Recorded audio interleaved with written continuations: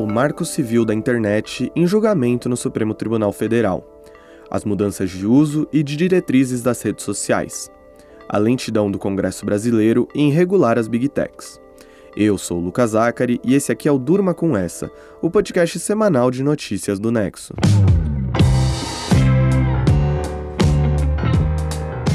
Neste mês de janeiro, os programas do Durma estão um pouco diferentes do habitual.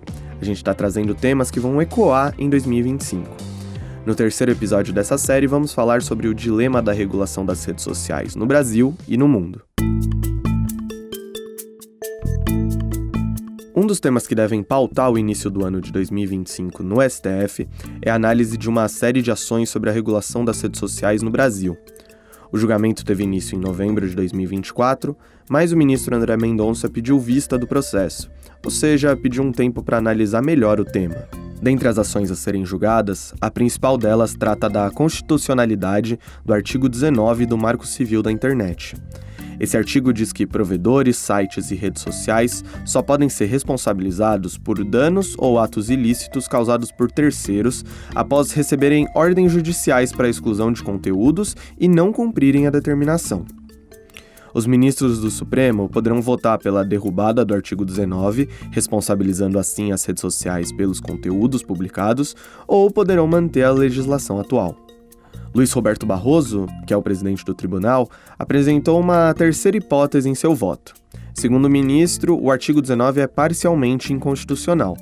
Em caso de crimes como publicações de caráter racista, as Big Techs devem ser responsabilizadas.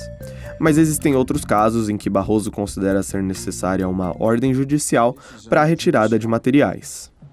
Conteúdos relacionados à honra, ainda que se alegue que representem crimes de injúria, calúnia ou difamação, devem permanecer, na minha visão, sob o regime do artigo 19 do Marco Civil da Internet, sob pena de violação à liberdade de expressão.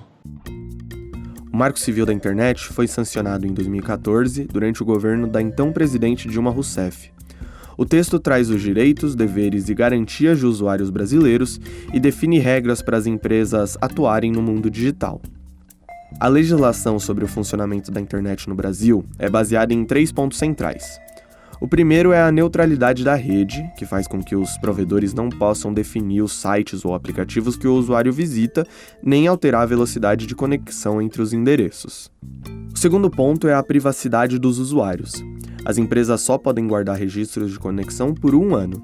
Além disso, elas são proibidas de armazenar informações pessoais e históricos de navegação.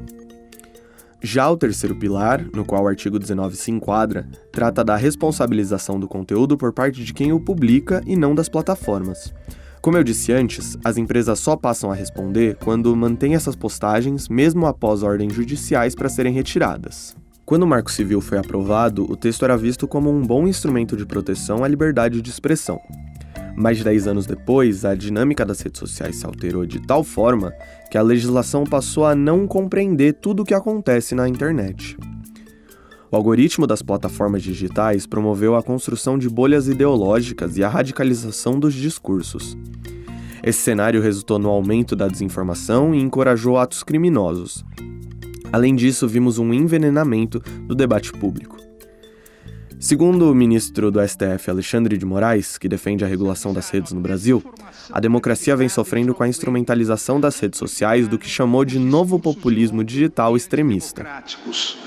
A ausência de regulamentação e a inexistente responsabilização das plataformas, somadas à falta de transparência na utilização da inteligência artificial e dos algoritmos, tornaram os usuários suscetíveis à demagogia e à manipulação política, possibilitando a livre atuação desse novo populismo digital extremista e de seus aspirantes a ditadores.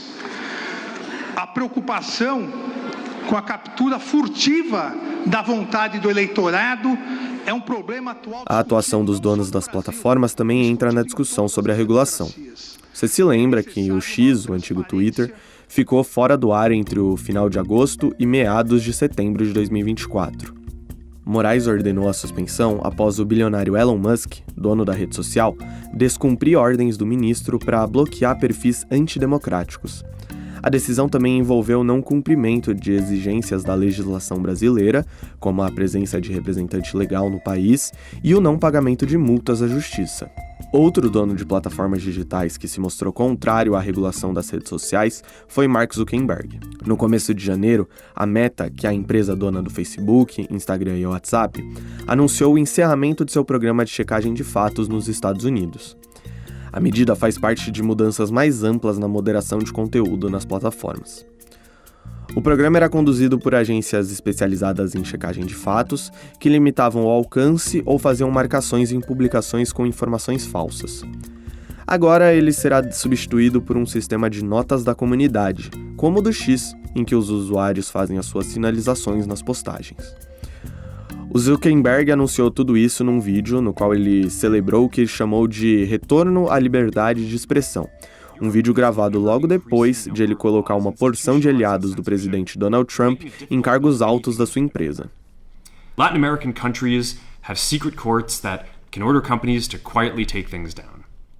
Você está ouvindo aí o Zuckerberg num trecho do vídeo em que ele diz que países latino-americanos contam com tribunais secretos que podem ordenar a retirada de posts. Essa fala foi considerada uma referência ao Supremo, que, como a gente disse, entrou numa queda de braço com Musk. Para além do Supremo, a discussão sobre regulação das redes também tomou o Congresso Nacional em 2024.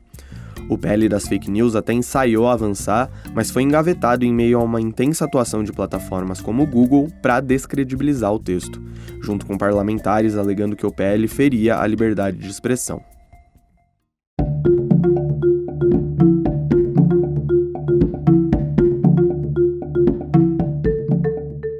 Para entender os efeitos da regulação das redes sociais, a gente conversou com Heloísa Massaro, diretora do Centro de Pesquisas em Direito e Tecnologia Internet Lab. Primeiro, a gente perguntou se o Marco Civil da Internet dá conta da realidade atual das redes sociais no Brasil.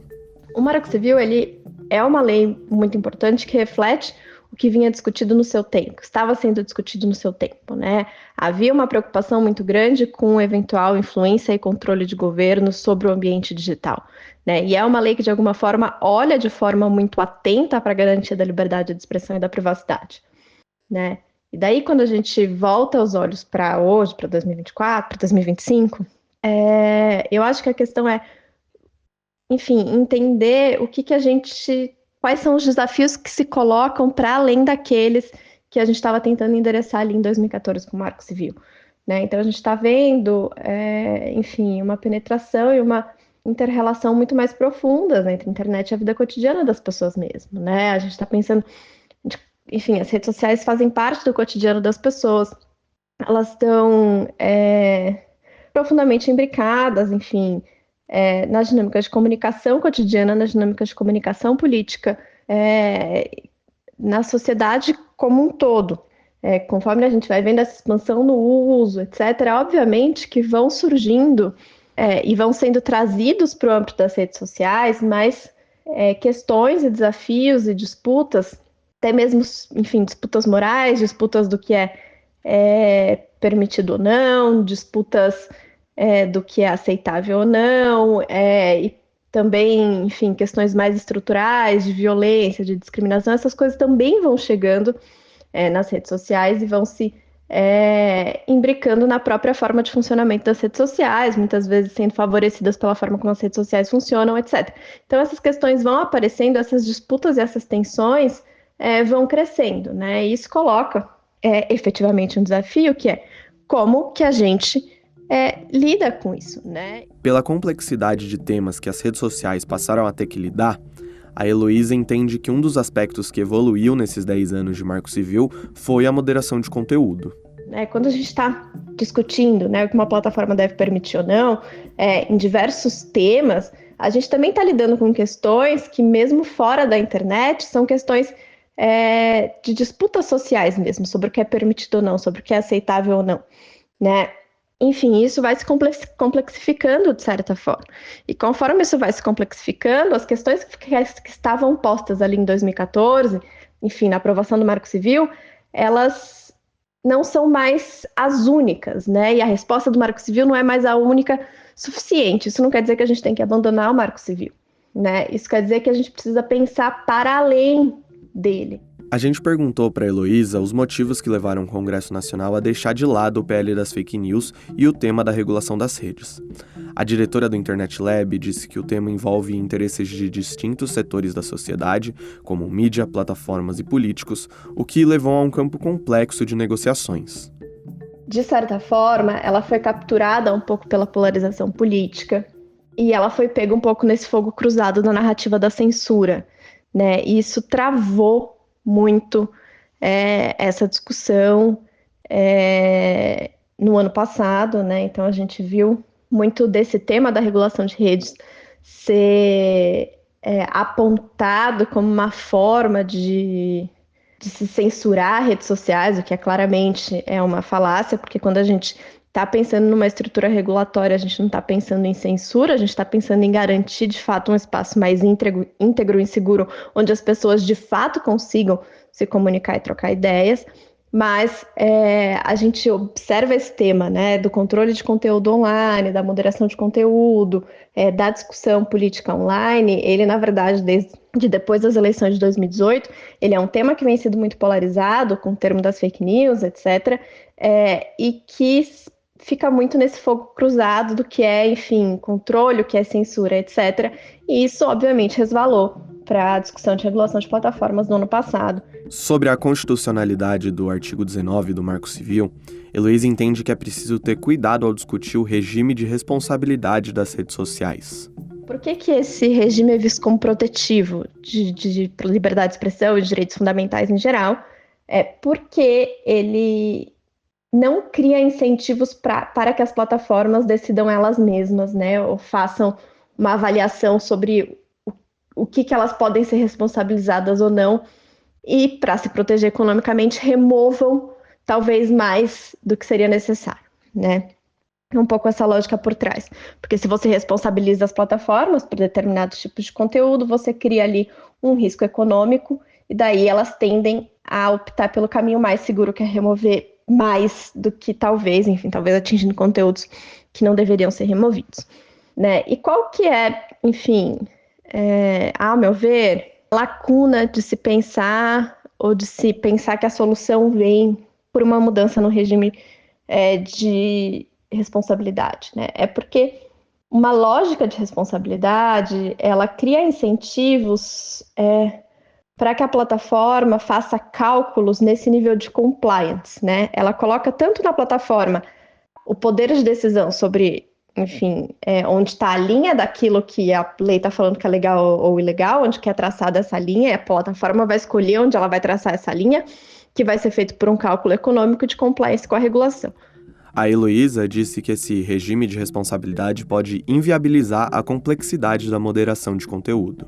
Porque a gente está lidando com milhões e bilhões de conteúdos e publicações diários, né, que é humanamente impossível serem todos revisados individualmente. Então, a gente está falando de sistemas e de estruturas que são calibradas para, enfim, penderem mais para um lado do que para o outro, né? E o que a gente quer, né? O que é o ideal enquanto sociedade? A gente quer que esses sistemas sejam melhores, a gente quer mais transparência sobre esses sistemas, a gente quer mais transparência sobre como essas calibragens são feitas, a gente quer mais transparência sobre esses valores e a gente quer que essas empresas invistam para que esses sistemas sejam melhores, para que, enfim, que de fato se construa um ambiente mais íntegro e que, enfim, você também tenham caminhos, enfim, para participação ou para diálogo com a sociedade civil nesse processo de aprimoramento, né? Quando a gente, enfim, mas para construir isso, um regime de responsabilidade,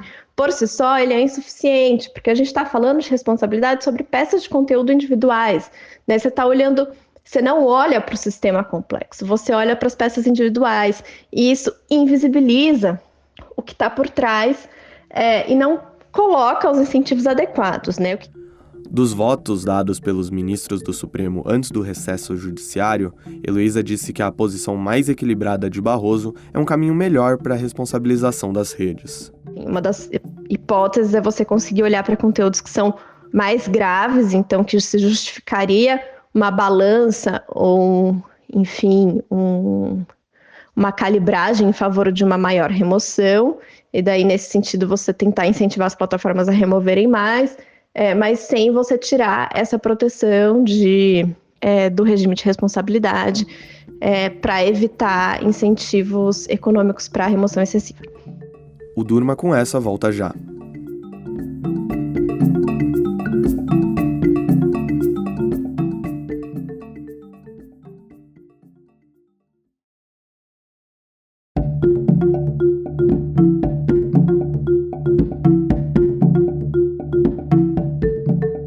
A gente perguntou para Heloísa Massaro como a decisão da Meta de encerrar o programa de checagem de fatos impacta no debate de regulação das redes. Tudo, né? Nos últimos 10 anos, o que a gente observou foi um esforço, eu acho que apesar, acho que de todas as críticas que a gente observa nos últimos anos, etc., mas a gente observa, de fato, um esforço significativo de aprimoramento das políticas e práticas de moderação de conteúdo da empresa, né? Com, enfim, diversos espaços onde se dialoga com a sociedade civil, com a criação de novas regras buscando endereçar questões sensíveis que apareciam nas plataformas, com a busca por aprimorar e calibrar melhor os seus sistemas de moderação de conteúdo, etc., né? Então, a gente vinha vendo, né, de certa forma, uma evolução na abordagem da empresa no que diz respeito ao âmbito de moderação de conteúdo, né? E o que a declaração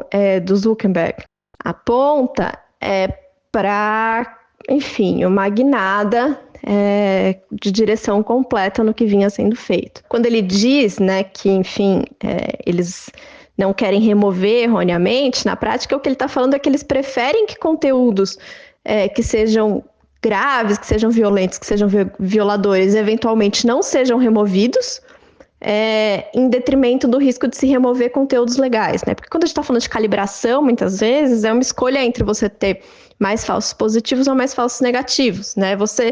Um sistema desses nunca vai acertar tudo, então você precisa escolher se você prefere, eventualmente, remover conteúdos a mais que não sejam violadores para garantir que todos os conteúdos violadores sejam removidos, ou você prefere remover a menos os conteúdos violadores para evitar que conteúdos que não são violadores sejam removidos erroneamente.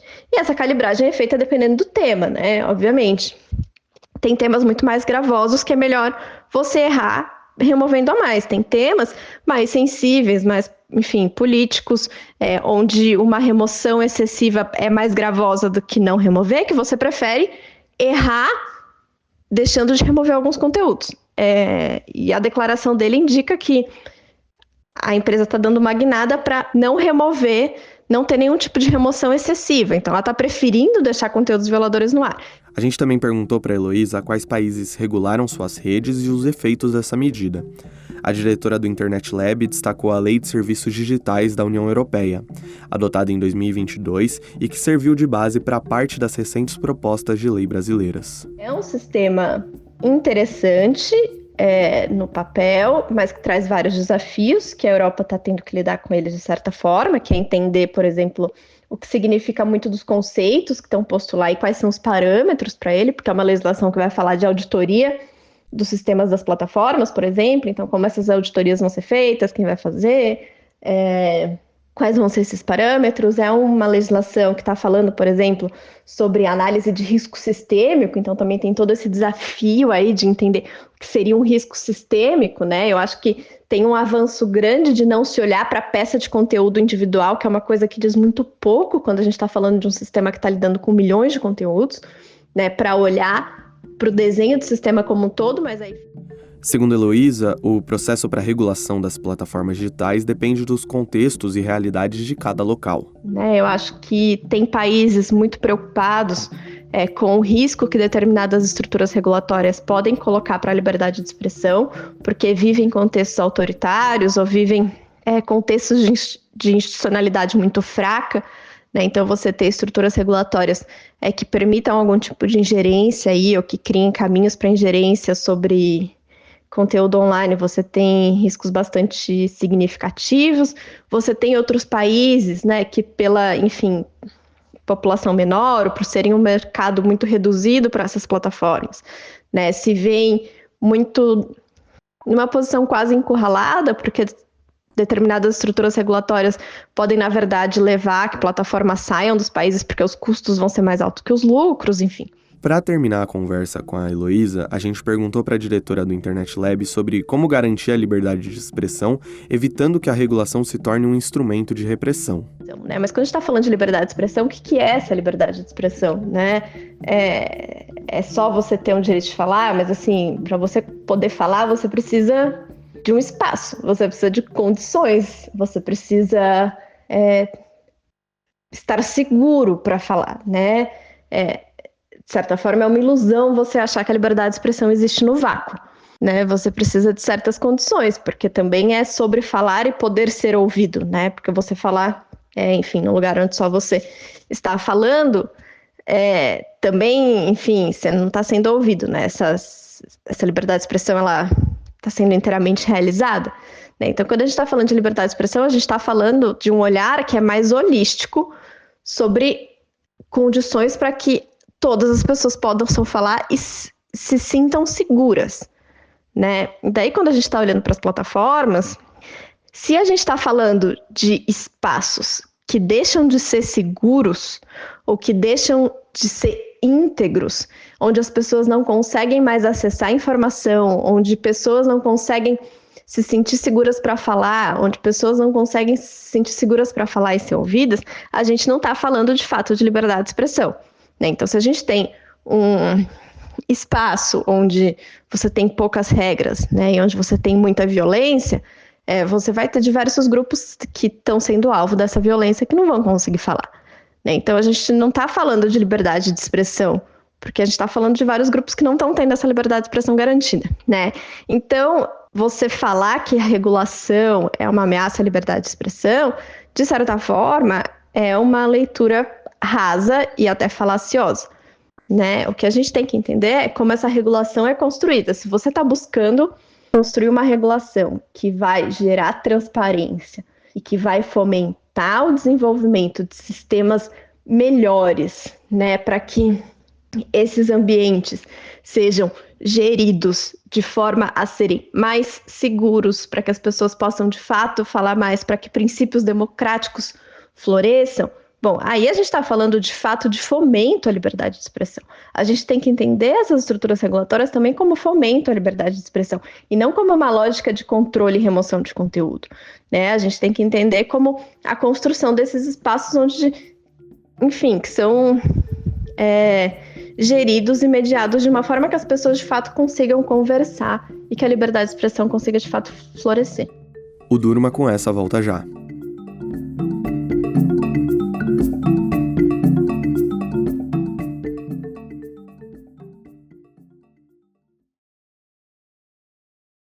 Se você quer se aprofundar em algum dos temas explorados neste episódio, visite nexojornal.com.br.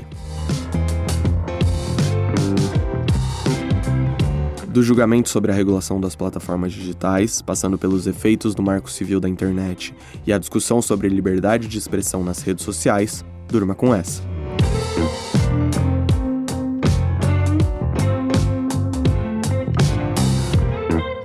Com produção, roteiro e apresentação de Lucas Zacari, edição de texto de Conrado Corsaletti, produção de arte de Lucas Neltman e edição de áudio de Bruno Bimbatti, termina aqui mais um Durma com essa. Quem estará aqui na semana que vem é minha colega de redação Mariana Vick. Ela vai falar de outro assunto que vai ecoar muito em 2025, a cúpula do clima no Brasil. Até!